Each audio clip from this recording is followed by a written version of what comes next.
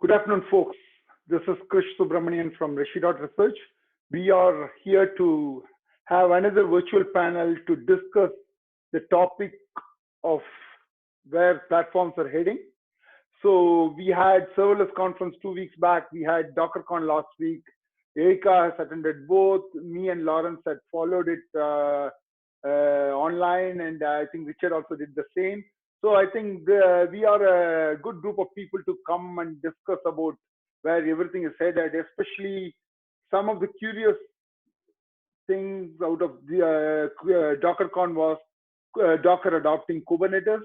So let's possibly start with Erika, ask her feelings about what she saw in serverless conference and DockerCon, then come to Lawrence, talk about what he saw in serverless conference.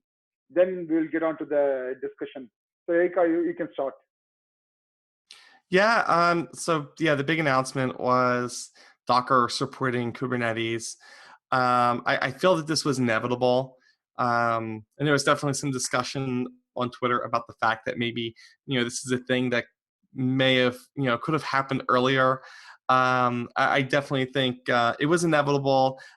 Swarm, actually, I still think that Swarm has a lot of really great things about it. But for the use cases that enterprises are adopting Docker, I think that Kubernetes is probably a better fit for most of those use cases. I feel that there's a lot of really great use cases that are empowered by Swarm, but I think there were the more of the container native next generation things was probably a bit ambitious to try and push Swarm the way that they did. I think Kubernetes probably took a safer approach for the majority of enterprises. So it's exciting and it's overall a good thing. So, what is the momentum in Europe, especially for Docker? I've been following it in DockerCon in the United States, but how is the adoption in Europe? And do you feel you have the same buzz in DockerCon Europe as DockerCon US, or what is your take on that? Well, I have to admit something. I haven't been to a US DockerCon in 2 years now. I used to be a maintainer of the project, but since leaving Docker, where I was formerly an employee, and stepping down as maintainer, I just haven't been involved the same way that I have been because I've been more deeply involved in other container technologies like serverless.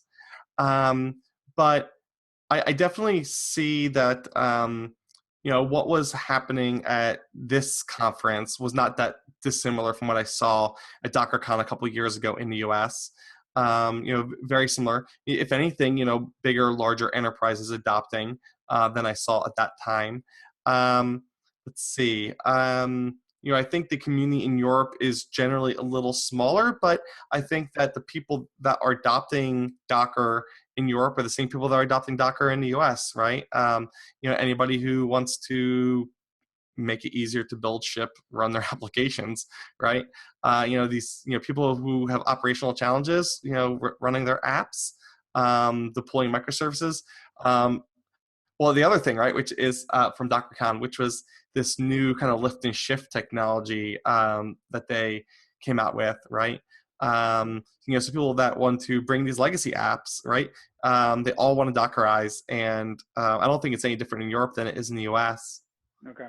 So did you come across any enterprise customers giving a talk either in the main keynote or one of the sessions? So did you come across enterprises from Europe using Docker in production or things like that? I mean, certainly there are. I didn't personally, interact with too many people that were doing that. I was pretty busy preparing my talk, and then unwinding after. A lot of people talking to me about the serverless stuff, of course, because they kind of see me as doing serverless. So that's most of where my conversations kind of center. And it's just a funny place, as even though I was a Docker maintainer, I don't think that most people know or remember that anymore. So I don't get those questions so often. Okay, that sort of helps us segue into serverless conference the week before. So what is your take on that? And then we'll go to Lawrence and Oscar's take. Yeah. So I think one of the big things about serverless conf this time was a focus on monitoring. Monitoring, observability, insights, debugging, all those things are the problems that, I'm biased, as a vendor that offers those things, like we've been pushing that for a while, but this is like the time when everybody was talking about it and everybody was looking for solutions, which of course is good for us because we got a lot of conversations in.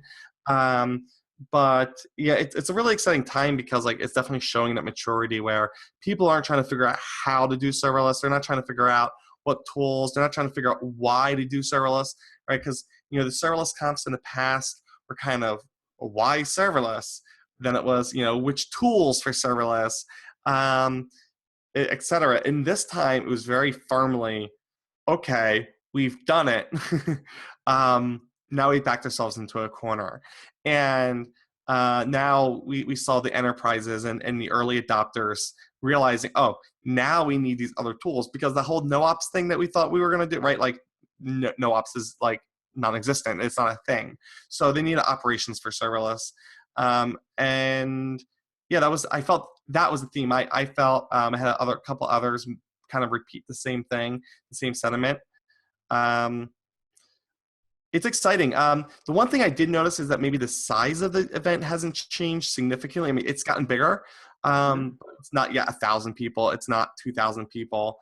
It's going to be a little scary and interesting when it gets to that point. But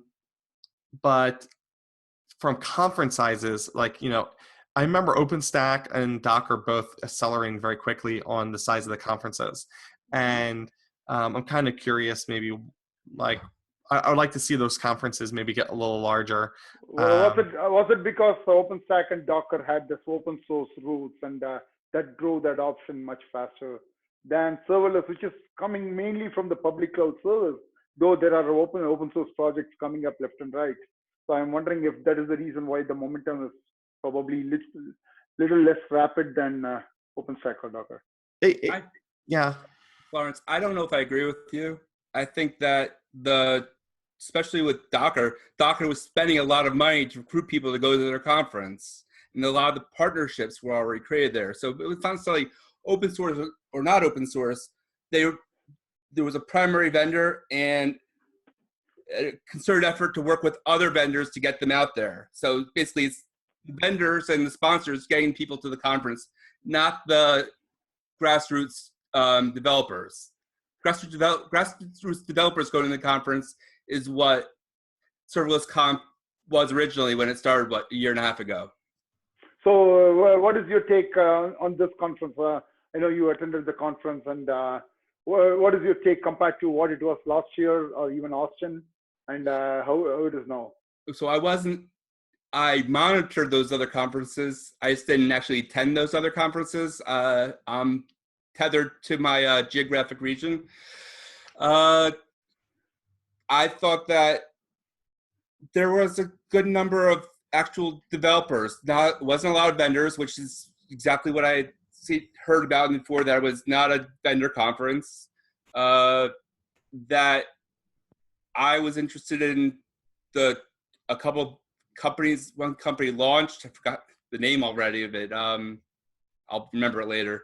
But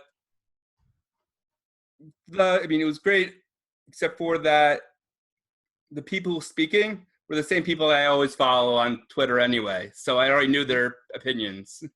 Okay. So that's probably brings us to the other vendor in the room, Pivotal.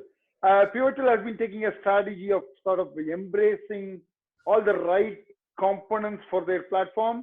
So that's why they have adopted Kubernetes for the container. The Cloud Foundry has adopted Kubernetes for the container runtime. And if I'm right, they have Simon Wally roaming around in the offices. And I'm sure he must be talking about serverless to the employees there. So I would like to get Richard's take on what he sees as a Pivotal person as well as an industry observer. Is Kubernetes becoming the standard in the orchestration plane? And what is Pivotal's perspective on serverless? Yeah, I mean, we saw what a couple hours ago, Azure announced their Azure Container Service with a K. So everyone's doing the K now. You got to be in on that. We did Pivotal Container Service a few months ago. So, I think if you're at Azure, you've already kind of picked a winner again. Their previous container service was Mesos and Swarm. You wonder if elevating that to Kubernetes is making a statement of its own. But look, I mean, I think we just see platforms in these cases as additive, right? It's an and, not or. So these sort of discussions are like, hey, containers kill paths, or serverless kills containers, or like, why do we assume that systems are so simple that they fall into one abstraction? And so the reality is, hopefully more of these platforms address more of those things, because any good system is made up of a database, maybe in a container, a function responding to events, and some front-end apps sitting in a sort of app platform. So we kind of see this sort of set of abstractions starting to emerge. And look, we shipped a Spring Cloud Function project over the summer, keep evolving on that to make Java more serverless friendly. We're continuing to investigate the space of serverless as a whole, because clearly our customers are asking for that as well. They ask for containers a lot more than they ask for serverless. And we're hanging out with the Global 2000 every day. So, there's where people are spending time now and where we think they're going to spend time in the future. Right now, they're focused on app velocity and how do I get ROI faster, trying to get a little bit away from how do I manage more infrastructure, which is, I think, where that serverless play is going to keep getting more attractive. Because, look, if I don't have to log into a machine ever again to do any management, that's awesome, right? If I can just push applications and not pick file systems and not patch machines, my life is dandy as somebody trying to build apps. So I think more and more we are seeing teams look at that. Ops is awesome. Ops is important. Probably fewer people need to be making sure machines are great, because robots should be running more of it. Okay. So how can you talk a little bit about Cloud Foundry embracing Kubernetes as the container runtime? Yeah. Especially I also want to understand, we did talk about it personally, but probably it's better to let others understand, how does Diego fit in? How does Kubernetes fit in across the multiple layers of Cloud Foundry platform? Yeah, so I mean, Cloud Foundry is lots of things. The Elastic runtime in Cloud Foundry has been based on a purpose-built container engine called Diego. Again, Cloud Foundry has been containerized from the first day in 2011. It was using Linux container primitives well before Docker existed as a thing. So we were always doing container stuff. Diego was built purposely for orchestration and scheduling, and a number of things that were purpose-built for Cloud Foundry, which is, again, a platform that's really an app abstraction, app APIs, focused on getting application software running, right? Takes care of all the load balancing and firewalls, domain management. It's not purposely exposing the container runtime. Like, you don't go in there and muck with containers and choose those things. You're working at the app abstraction layer, which is what, hey, most companies like to do. We've had crazy growth on straight up Elastic runtime, but increasingly, there's that demand for, sometimes I do have package workloads. I have legacy apps. I have certain platforms and systems that demand access down to the container layer. The choice was either expose Diego or also offer what the industry is coalescing around for that use case. So with Kubo project we worked on with Google, and I came up with this Kubernetes run by Bosch, which is that management control plane that powers Cloud Foundry today, builds VMs, recovers them, manages them, monitors them. So have Kubernetes built by that thing. So that was that project. Giving that to the Cloud Foundry Foundation was important. And now you've got these kind of dichotomy of saying, look, if you're app-centric and you really just want to focus on source code, Cloud Foundry, Elastic Runtime, or application runtime is your deal. If you really want to get into the container space because your workload demands it, HP gives you a software package as an image, like you just want to run that somewhere, hey, Kubernetes is great, use the container runtime. And having those things together, I think, is additive. We're not really seeing those pit each other against each other.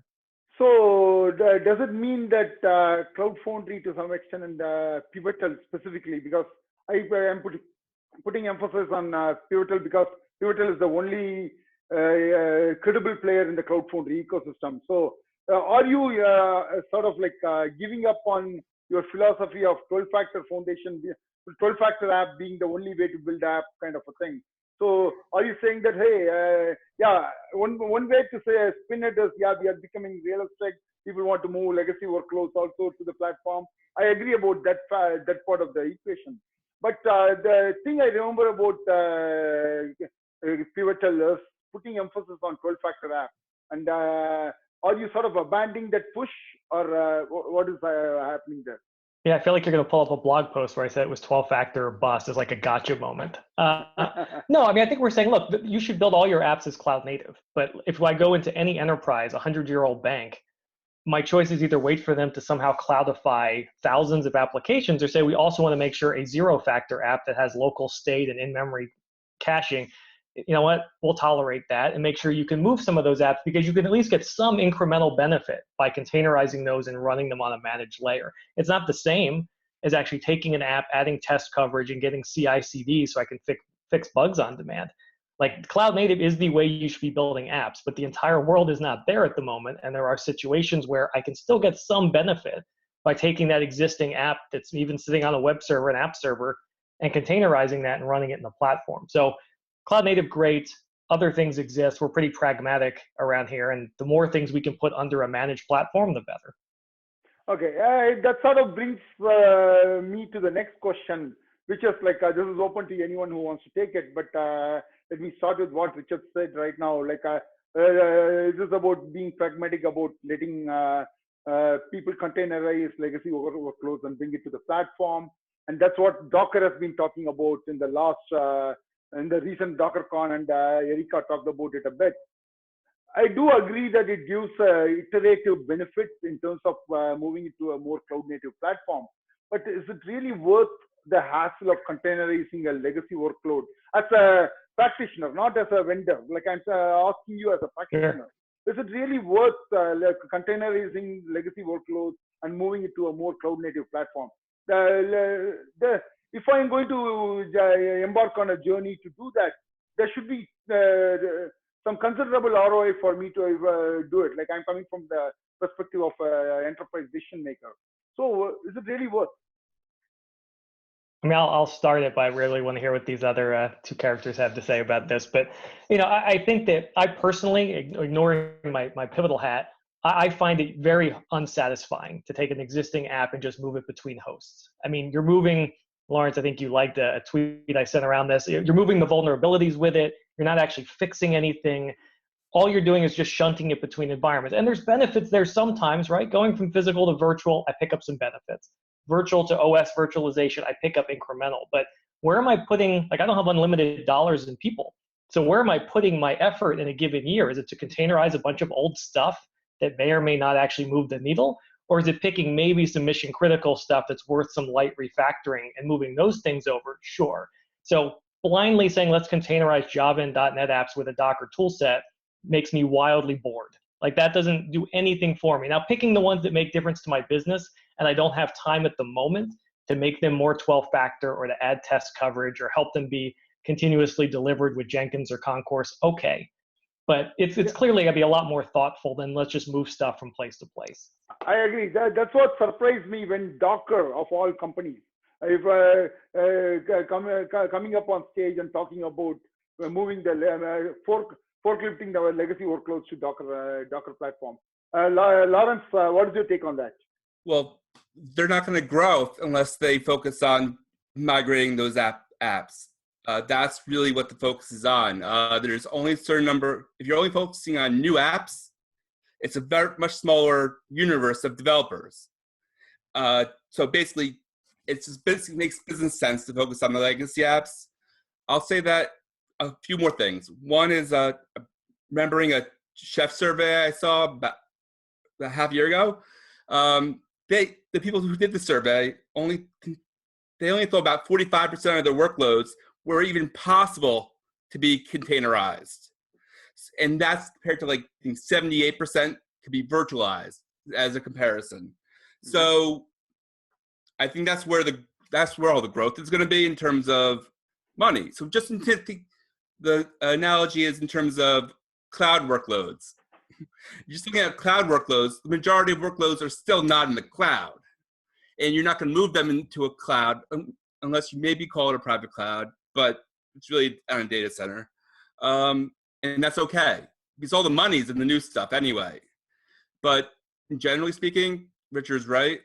It's the assessment is, what I see people doing is managers are basically assessing their portfolio of applications every year and deciding which ones they're going to want to migrate, which ones they're not going to want to migrate. If there's going to be a savings of X%, I don't know if it's 50%, then it's worth it just to move it just to a cloud, just to make some savings. But if it's only going to be saving, let's say $20,000, and there's a lot of risk, you're not going to do it. Yeah, that's why it doesn't make sense to me too. Like, Erica, do you have a different opinion here? Do you want to add to it? I mean, I think that valid points have been made on both sides here. I think that there are some benefits to this that are kind of hidden benefits. Like a lot of times we think about the mobility of those applications and the ability to run them and put them on schedulers and things like that by having them as microservices or having them as containers. But we also have security advantages. So it does change the security footprint in some ways, which is very positive. So like that could be a major consideration for some organizations. The possibility of making incremental improvements, so kind of containerize the app, but then, if possible, to kind of break out pieces into microservices might be an option for some organizations. As well as I'm thinking about things like I guess like scale. So for instance, like if I were to do lift and shift of serverless to serverless instead of to Docker, like there are a lot of advantages in terms of cost or advantages in terms of scaling those applications, and finding ways, let's say, to lift and shift to serverless makes a lot of sense. And so I guess like it's not a no. It's not a useless exercise, right? Like it definitely makes sense for enterprises to do this, but it's also a boring thing, right? Old legacy applications are totally boring, and some people were even kind of upset about that, like at DockerCon, during the keynote, they're all, oh, we're so bored doing this thing. It's so boring. And, some people are like, those are my apps they're talking about. Right. But it's not an exciting thing, to those of us that are kind of on the bleeding edge. Is it a necessary thing? Probably. It's definitely necessary for Docker. Yeah.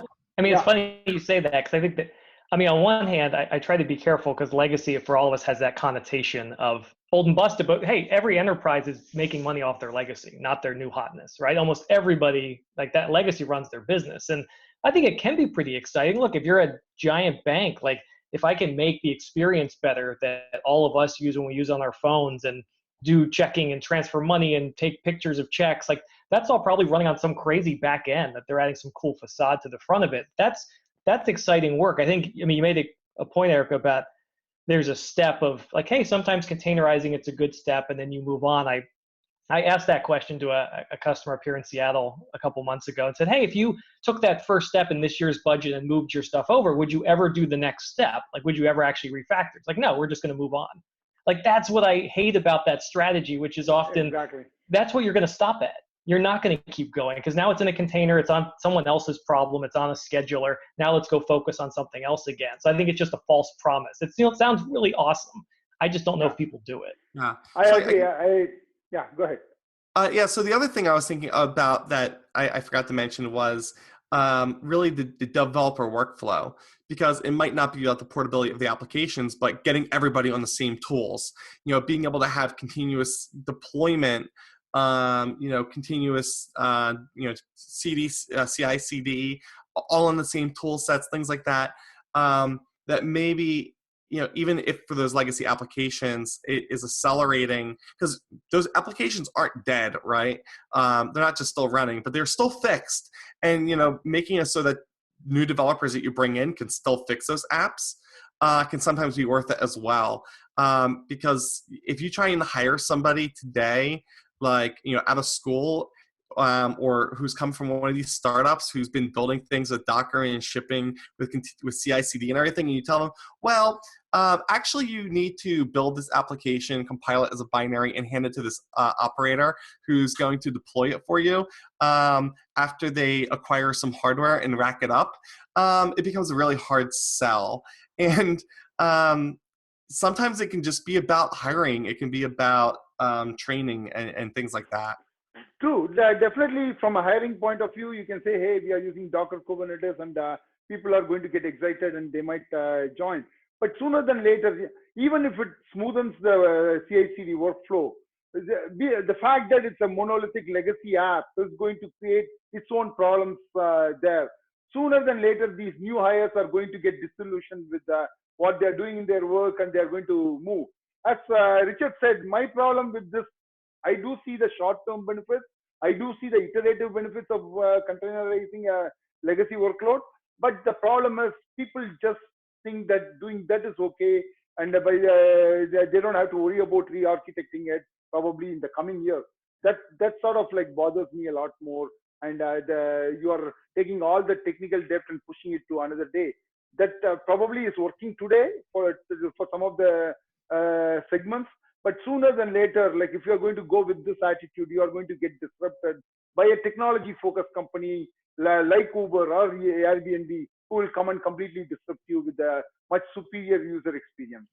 And that's as much a marketing problem as is a tech one, right? I mean, look, the points brought up here around developer productivity, that's awesome, that's right. But I don't want to read blog posts about like stopping here after migrating your .NET app. And that those things happen, right? Like, hey, containerize your app and you're already mostly cloud native. Like, no, that's garbage. That's not true at all. So totally, sometimes it's just, let's focus on the tech and how this enables you, and let's not oversell it on the marketing side. Speaking as a marketing schmo now. True, I agree. I think this is a good time to sort of go to the next topic, which I wanted to discuss. Why is the industry standardizing on Kubernetes? Not to rake things up, but from a point of view of what dynamics led to this. Like I still remember when at that time I was working in Red Hat, I was part of OpenShift team, and there are pundits who were writing that Cloud Foundry has completely won over the app deployment market space, and OpenShift is dead and all that. Without taking into that, but from that situation, where everybody expected Red Hat to move, including Simon Wadley, everybody expected Red Hat to move into the Cloud Foundry foundation. We are now at an age where Kubernetes is fast emerging as a standard. This like taking off my OpenShift memories. This is surprising to me how fast we have moved away from that kind of a Cloud Foundry being the interface for developers to Docker getting the momentum and its momentum going down, and Kubernetes getting the momentum. So my question is there any reason for this kind of shift, or is Kubernetes yet another fad like Docker or other platforms before? I mean, it's a good question. Yeah, I don't know if I saw that as a move away from as much as, I mean, when Cloud Foundry was, and it's still, again, candidly, we're sitting in more Fortune 100s than Kubernetes is at this point in terms of scale. So it's not about which thing is fading or growing. I think it's been about, people were never going to just use app abstractions, right? There's a reason EC2 is crazy popular. There's a reason that people like using things down at the VM or the bare metal, or yes, hopefully, just give me my source code, run it on the cloud for me. I do not care how, haiku sort of territory. That's all great, but that was never going to be the final state. Now, Kubernetes, yeah, I mean, the rise has been amazing. It's probably Google credibility. It's probably a little cargo culting. It's probably a lot of things that have led to this being popular. But I think winning is always an interesting question here because you've won a low-level infrastructure layer, right? I mean, a running Kubernetes environment by itself adds zero value, just like a running Cloud Foundry environment adds zero value. In fact, that's what hurts me. As someone who pimped the PaaS in the past, like for me, like Kubernetes getting that kind of mind share, especially when a higher abstraction could make life simpler for most developers. That's what is bothering me in a way. Like, so I want to know whether it's the technology of abstraction, or is it the way open source community is being run? What exactly is causing Kubernetes to be the face of platform abstractions? So that's what I want to understand. So yeah, I agree with you. Like, yeah, anyone else? Yeah. So honestly, I think that if Docker had built Kubernetes, it would have been a failure. Um, you know, at the time that Kubernetes was being developed and designed, I mean, Docker had, was immensely popular. I mean, of course, it still is immensely popular, but there were also a lot of concerns about the organization, the structure of the organization, the structure of how they were doing open source contributions, um, the way that they were working with partners.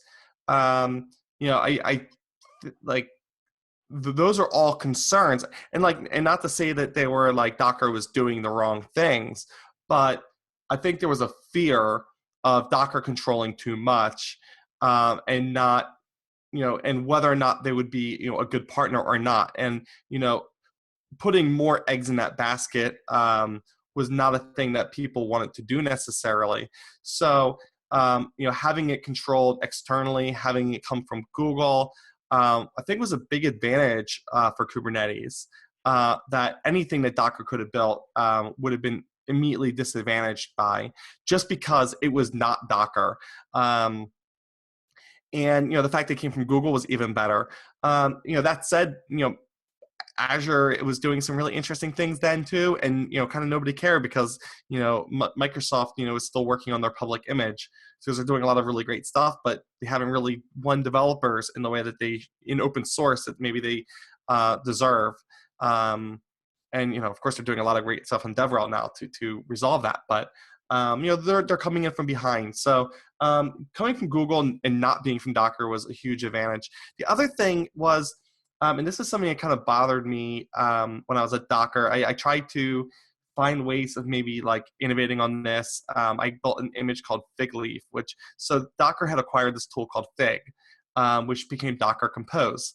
I had built like an image that allowed you to kind of do use those Docker Compose files natively within Docker, using Docker, of course. And what was nice about it was the idea that you could better integrate Compose into your workflow, because Compose offers the idea of basically building services and managing the services, and then Swarm eventually added those things, but Swarm was so behind in adding things like service level visibility or visual level management that Kubernetes, which offered these YAML files that you could edit and basically had built-in configuration management, was the thing that Docker had via Compose, but it was such a tack-on sidecar thing with no state management. Like it lived outside the cluster. There was really no enterprise story for using Compose with Swarm. And I think that really, on a technical side, is what endangered Swarm the most. And they did add these things later, but too little, too late. I feel. So a little bit of both, a little bit of technical reasons as well as the organizational struggles. Oh, that's a great answer. Yeah. So before we go into talking about serverless and one thing I want to ask is like, I am fully with you in terms of how Docker screwed up doing open source. I was on the other side, so I know what happened. So I fully agree with you. But is Kubernetes, the community, doing better than Cloud Foundry community or OpenStack community before that? Or it's just the same? Like, what is it that is making Kubernetes community so attractive to so many people? Are they doing anything different? Are they doing anything better? Yeah, Lawrence, you want to go there? Yeah, well, I would say that one is Kubernetes has one of the best community management programs around, but they've also copied a lot of what Docker was doing. So it's not that Docker had a bad community. It's not that Kubernetes has an even better community. They both have good communities. And I think that in terms of OpenStack's biggest problem is that everyone involved with OpenStack is more interested in Kubernetes. So, I mean, OpenStack just lost steam. Kubernetes is more interesting, so it's getting that type of energy. I don't know if Richard, you mentioned the word cult in Kubernetes. Michael Cote used the word, I think, Stockholm syndrome. People in our survey use the word drinking the Kool-Aid, and that's not a bad thing. You can accept it. It's a good solution. Let's just move on to the next situation, and I'll talk more in a little bit. Well, I think that's fair. I think, and we'll talk about serverless. I think the challenge has always been, for most people, do-it-yourself platform is a recipe for failure. And now Kubernetes has made it easier to try to do that yourself. And for most organizations, they're going to get zero business value from being really awesome at trying to run Kubernetes on their own. Like that's not a business differentiator. And we've just talked to a lot of companies who have 50-person teams running their cobbled together platform. And rarely is that where you're adding business value as a company. So, hey, maybe Kubernetes simplifies some of the things you were cobbling together more before and giving you a better abstraction on top of it. But it also enables, I think, people sometimes to spend time where they shouldn't. Is Kubernetes a platform? Oh, that's a whole other debate. No, that's another debate. But Kubernetes by itself is not a platform. I'll put it as how EC2 is in the traditional path. Kubernetes is to the platform abstractions of today.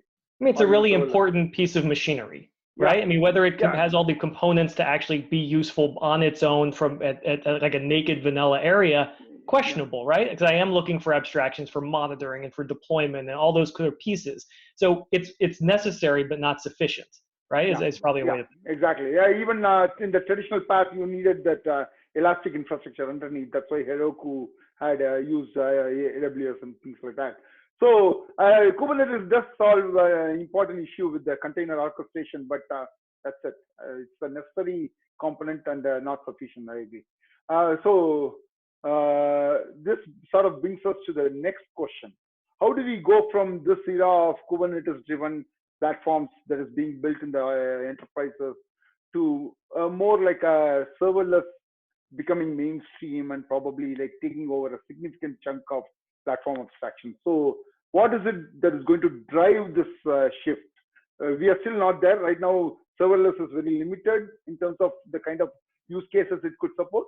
But what is it that's going to make serverless more palatable and more useful to enterprises from the enterprise point of view? What is it that's going to make serverless useful?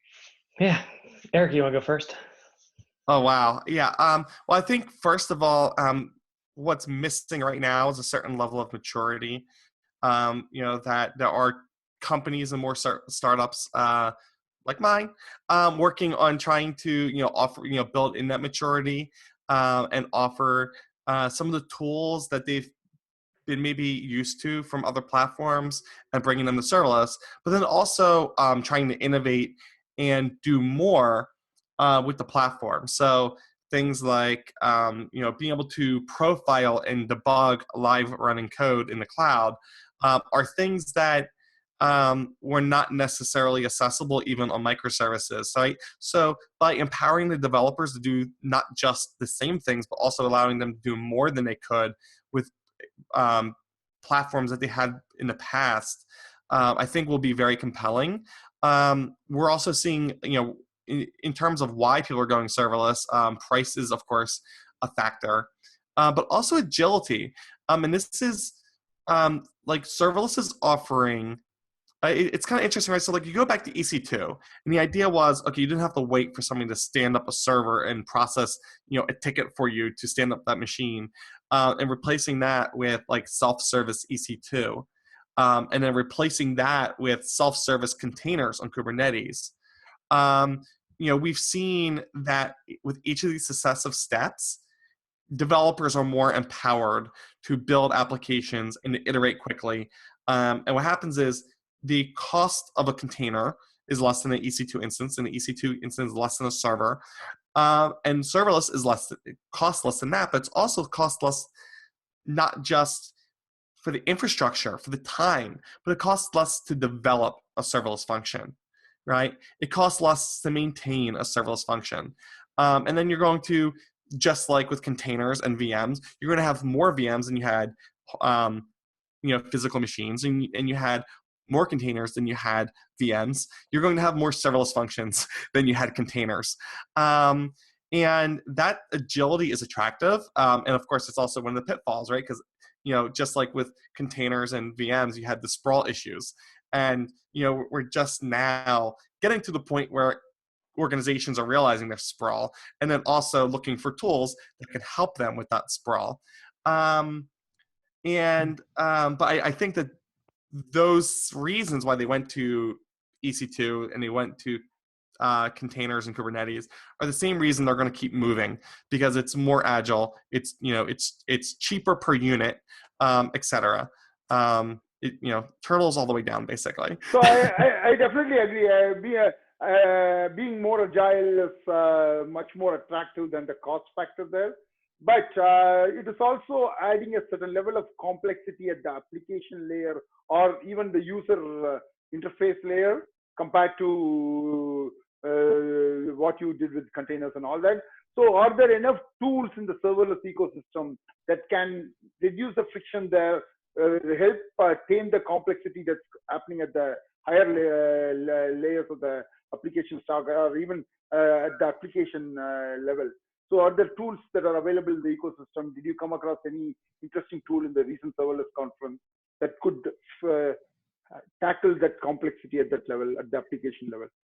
Yeah, gosh, I wonder if it's a tools question. I mean, if I'm decomposing some sort of app into 400 functions, I don't think tools, I mean, granted, there's visibility questions, right? There's operability questions as brought up here. And I still don't ever see this stuff as zero sum. Like, we are writing more software now than we ever have. And that's not changing, right? So the pie of, maybe numbers, Krish. I don't think Lambda has crashed EC2 in terms of revenue, right? Like, EC2 isn't grinding to a halt because Lambda's here. These things are additive. We're building more software. These abstractions don't compete with each other, just like head to head, right? They're going to be reasons where I'm doing new things in Lambda I wouldn't even have thought of doing before in a VM. So this stuff is not zero sum. It's all growing. And for me personally, this stuff will take off, and it's going to be years from now, personally, I think, when enterprise finds it approachable, meaning it's on-prem, right? Because it can't just be all cloud-hosted stuff. I need some sort of viable model, and that's probably going to run on a container orchestrator, because that's going to be the best medium for that. So when it's on-prem, when I have some feeling of portability, and lock-in's overrated, Krish, you and I have talked about this before, lock-in's somewhat of a fake boogeyman of stuff. But, hey, if I'm using Lambda versus Azure functions, like I can move the code, that takes me 2 seconds, but I can't necessarily move all the object storage, API gateway, all the different hooks. So there is a cost there of portability. And there's no standard, and there may be no standard, because that would probably cripple the serverless movement if we came up with some sort of standard for serverless. That would be awful. Like, I don't want to see that either. But there's a portability question, there's an operability question, and there's an on-prem question. And until you start to address all of those, I don't see, again, giant businesses decomposing their apps into a bunch of functions, or just kind of treating this as like, let's add some new stuff here. And that's when we'll start to see things take off, at least in my perspective. Okay. So anyone wants to rebut this claim by Richard? No, anyone want to have a different opinion on this? Erika or Lawrence, do you want to take on this question? What I'm seeing in the data is some things that confirm what Richard said. One is that people are not moving even more to serverless all of a sudden, but they're choosing to go either or. Even though a lot of people are saying, I want to be able to deploy to containers and to functions and to a VM. Some people have already made their decision, and a lot of them have moved away from the VMs, VM as a service, let's say. But the workloads are still increasing. So they're coming from the older on-site data center stuff. So I don't have an argument. I think that with deployment platforms, so where the CI/CD is the focus of it, that and the monitoring platforms,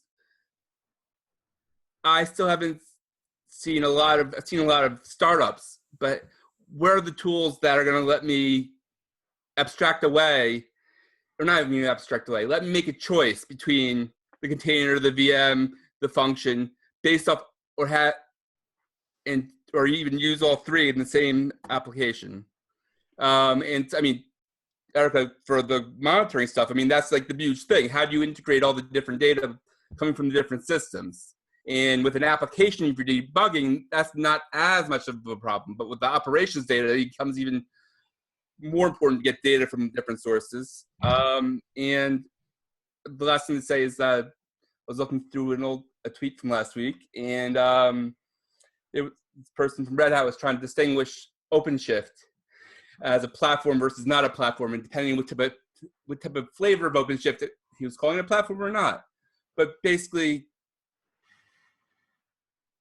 the thing we haven't talked about yet was the CI/CD. He was saying that if the CI/CD part, if you add that, then I think it's a platform. I'm not sure, but basically, the overall thing is, so Richard, I'm sorry for going on to a little roundabout way, but Pivotal and Cloud Foundry's pitch is that you have an opinionated platform that reduces the amount of decisions that have to be made and up.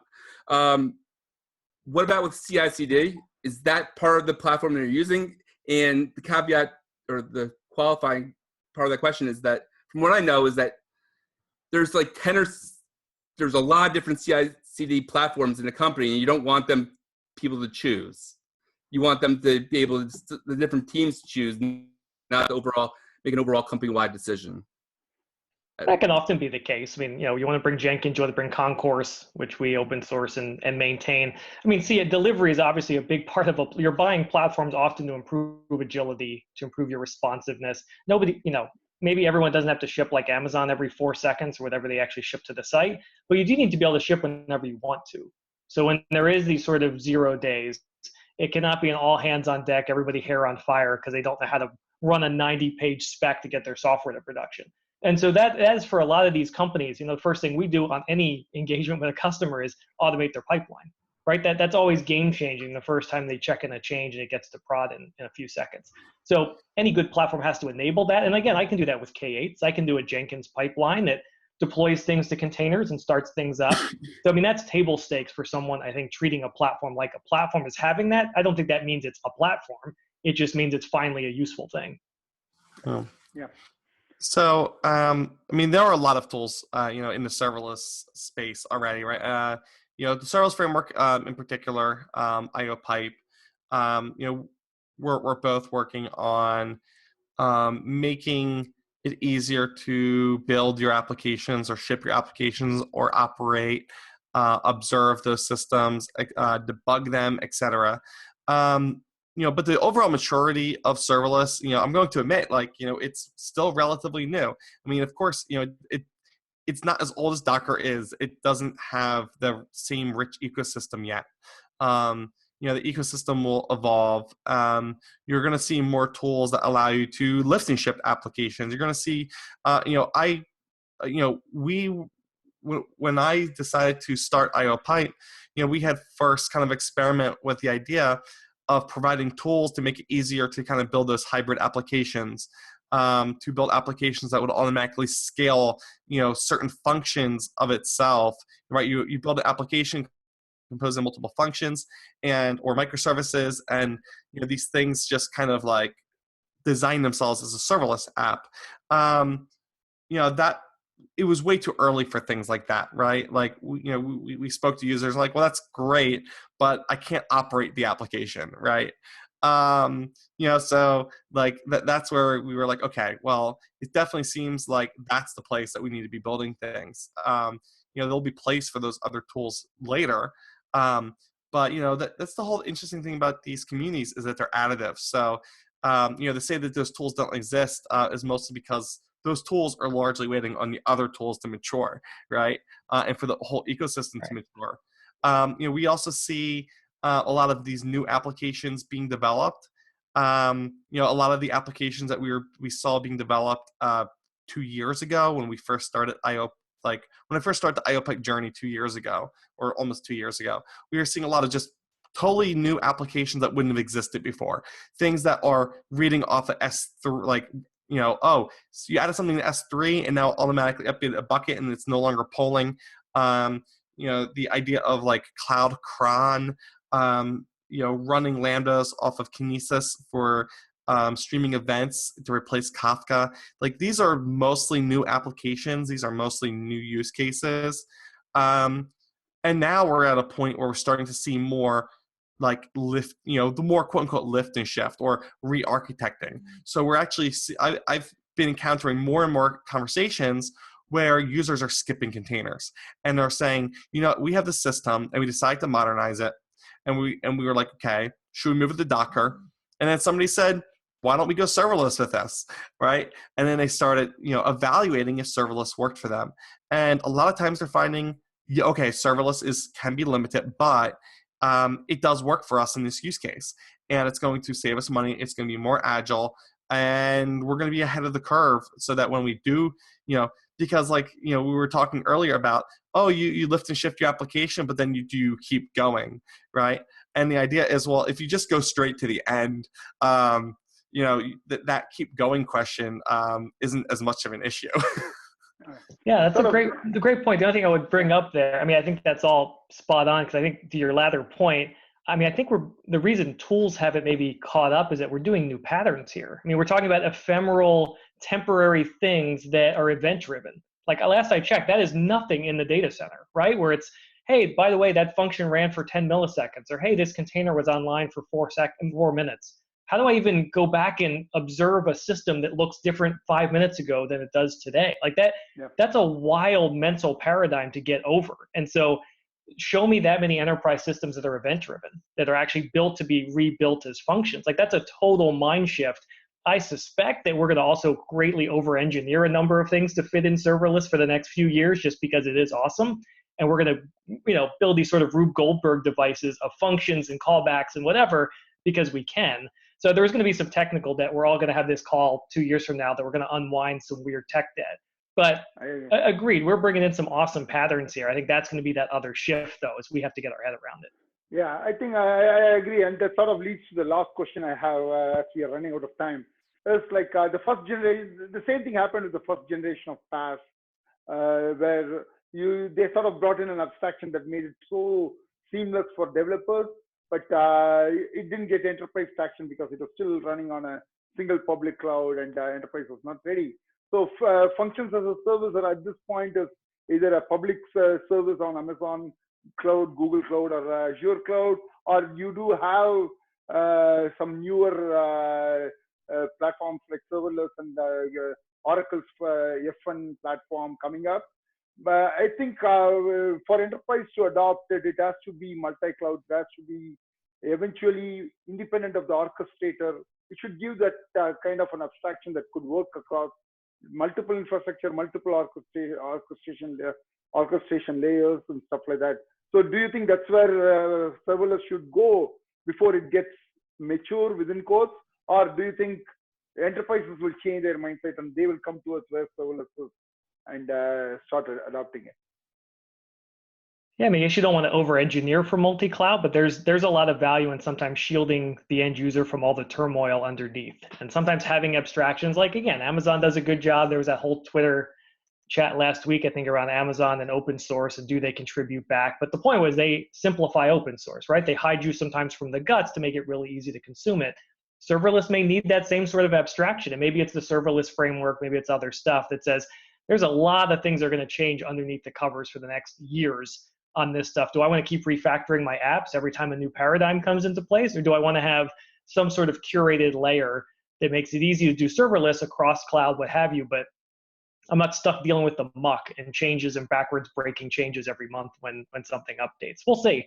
But I would suspect, those sort of abstractions are super valuable when I'm not necessarily putting all my eggs in a Lambda basket or a Google Cloud Function basket or whatever Oracle's doing. Awesome. So what about you, Lawrence? It's going to be driven by public cloud. That's my simple conclusion. I think that the public cloud and agility go hand in hand. Private cloud or running it in your own data center means it's not as agile. And this is being driven by the developers and the need for agility, not by the ops team trying to save money. So I'm actively looking at all the on-premise solutions and how you use OpenWhisk or things with Kubernetes, enable serverless, and that's going to be important, but only as a way to enable developers that want to do multi-cloud or have requirements that be in a private cloud. So they're going to start in the public cloud, and then they'll say, well, I actually want to run this in production, so I have to bring it on site. And it's going to be driven by the developers, not by the people trying to create innovation. So Kubernetes, even though Docker container driven by developers, Kubernetes not driven by developers, as much at least. It's driven by a lot of enterprise decision making. I don't see that happening with serverless right now. Erika, any closing thoughts? I don't know. My mind's kind of spinning in different directions here. I was just thinking about the idea of using Kubernetes or Swarm as a backend for serverless in terms of the open source efforts. Also, the idea of the Cloud Native Foundation trying to do serverless work and trying to standardize a lot of this. And I don't know. I've just been part of so many of these things in the past and so relatively pessimistic. Like the idea of trying to form committees and like the people building these things and trying to build these things aren't the people that are largely involved in serverless today. A lot of the vendors that want to be part of what's happening. Trying to they're not users of the system, trying to recreate it. They're not getting involved in the greater serverless community. I would really like to see more of those folks that are trying to build these these open source serverless platforms, get more involved with the users. I mentioned earlier that maybe the serverless conf didn't have as many people there as I expected, and I thought about it more. It's it's because it's users, it's not vendors, right? Like Docker and OpenStack was a mix of users and vendors very greatly. And Serverless Conf is just users, right? It's run by a Cloud Guru, which is an educational organization for users. It totally makes sense why it's user focused, which reflects the numbers. But we need to have these people building these systems at these conferences. We need them understanding what it is they're building and what the user requirements are. Things like if you're going to build on top of Kubernetes or Swarm, then you have to look at changing those systems so that they are performant for the use case. Because you can't be making if Docker did or Swarm or Kubernetes did everything that it needs to do to create a container via the HTTP API, it would be exceedingly slow, right? And a number of the things that we need to do to enable serverless are only by default enabled via HTTP APIs, right? And then you have to do a chaining of those commands, which makes it very, very slow operations for any of the things you want to do serverless for. And serverless is about processing events, processing them quickly, and getting out of your way. So if the open source people want to build stuff on top of it, they got to start looking at how they can modify and change those services. And I think some of them are. I think OpenFAS in particular might be doing that. I know OpenWhisk definitely ran into these issues, and they're like, "Oh, well, we got to decide if we're going to start fixing Swarm, or if we're going to, or Kubernetes, whatever it is they're using, or if we're going to, replace it, right?" And it's just so early. And I don't know. Now I'm rambling, but basically, if you're building these things, you got to get engaged in the community. And I think we need to get.